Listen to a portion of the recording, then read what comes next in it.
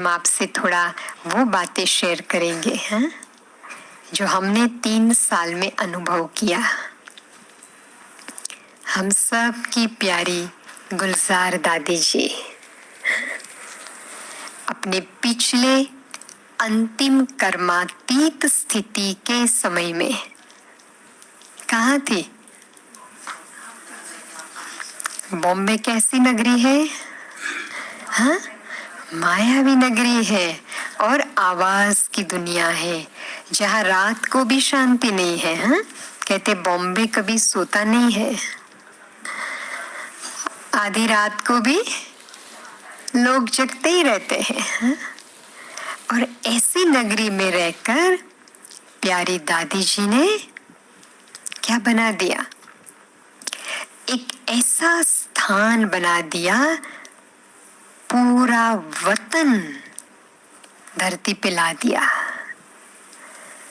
हमने 3 साल दादी जी को बहुत करीबी से देखा, साथ साथ रह के। कभी कभी हम सोचा करते थे, जब हम यज्ञ की बातें सुनते थे सभी से, कि साकार ब्रह्मा बाबा जब अपने अंतिम समय में पिछले 3 साल में कहीं बाहर नहीं गए हैं, यही स्थान पर रह के बाबा के साथ साइलेंस में रहते थे। सुना है ना हम सभी ने? ऐसा ही पुरुषार्थ दादी जी ने किया 3 साल में। पिछले 1.5 साल, वैसे तो 3 साल में दादी साइलेंस में थी, लेकिन कभी कभी किसी को मिल लिया करती थी, थोड़ा बहुत बोलती थी। लेकिन लॉकडाउन हुआ तो जैसे मास्टर प्रकृति पति ने प्रकृति को भी विजय कर लिया और प्रकृति दासी बन गई, लॉकडाउन कर लिया, तो वैसे भी कोई मिलने आ नहीं सका दादी को।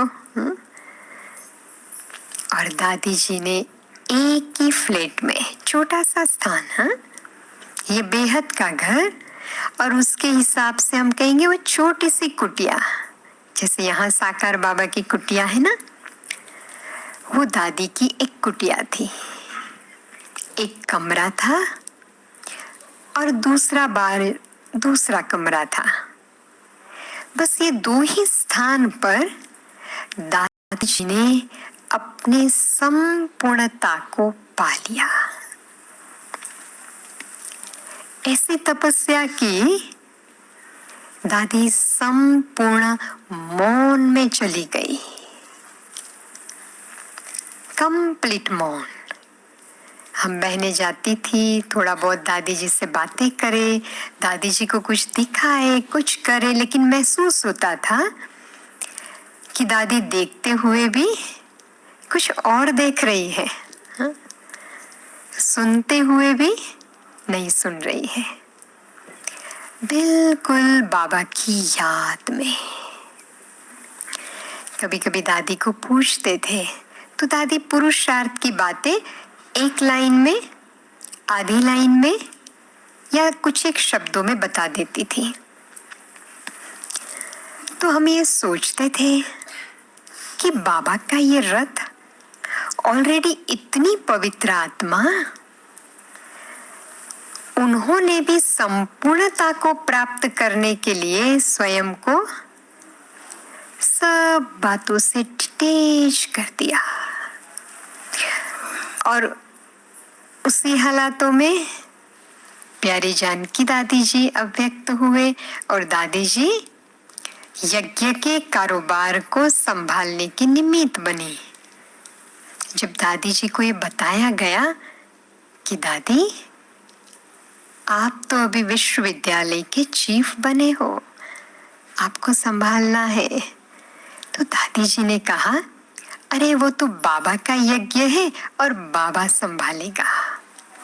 वहां से भी दादी डिटेच्ड। और फिर दादी जी ने यज्ञ को कैसे संभाला? ये हम सभी के सामने दादी जी ने एक एग्जाम्पल रखा कि अव्यक्त स्थिति द्वारा अव्यक्त रूप में भी कारोबार चल सकता है।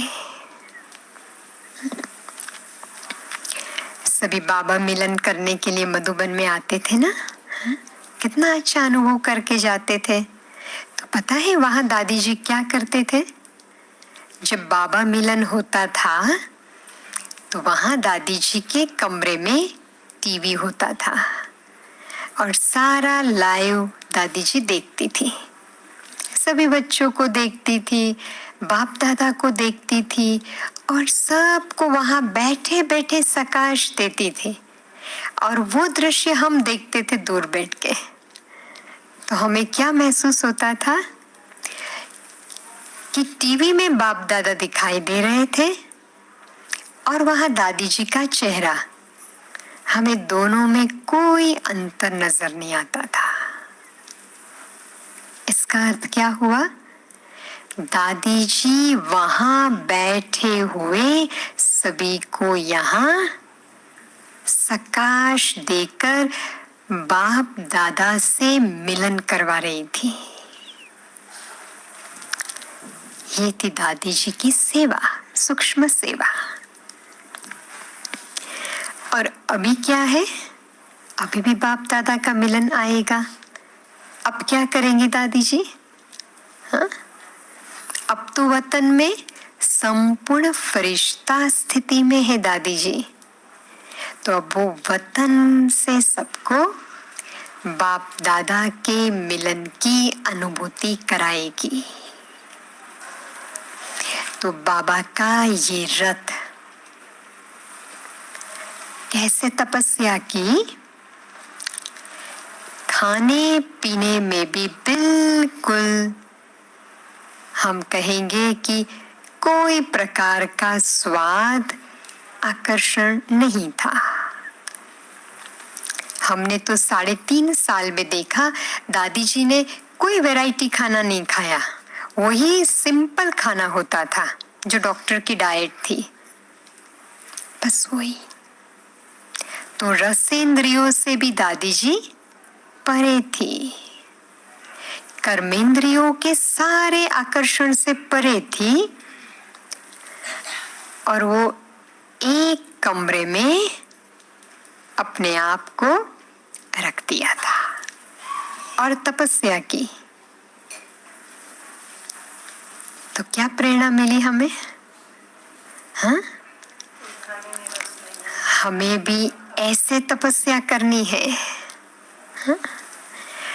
तपस्या के लिए मुझे अपनी कर्मेंद्रियों के ऊपर संपूर्ण कंट्रोल लाना पड़ेगा।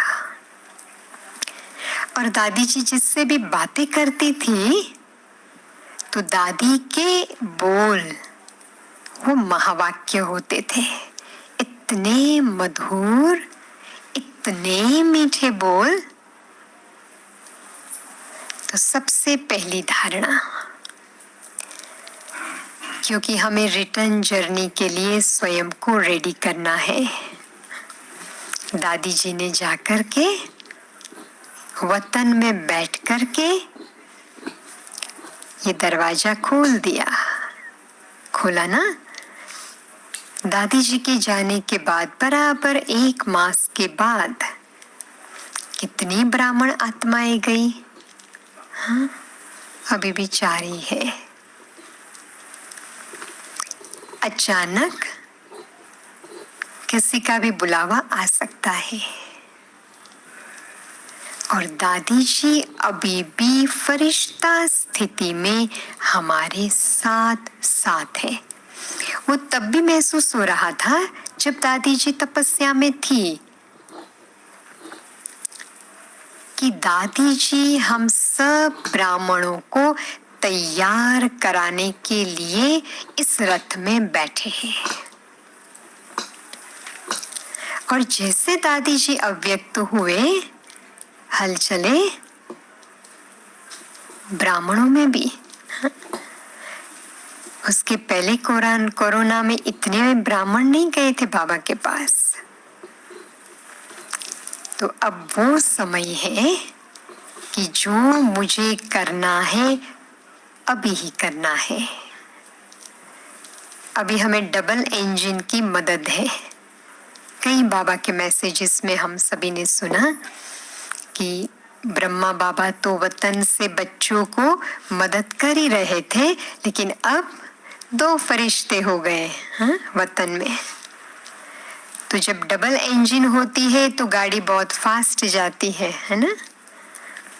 बहुत फास्ट समय जा रहा है। बाबा के अभी के जितने मैसेजेस आते हैं, हर एक में बाप दादा यही कहते, बच्चे समय समीपता के और तीव्र गति से आगे बढ़ रहा है, लेकिन बच्चों को महसूसता अभी तक भी नहीं आ रही है ना। सुन रहे हो ना सभी? संपूर्णता को पाने में अभी भी बच्चे अलबेलेपन में सोए हैं। और उसमें अभी 11 सितंबर के मैसेज में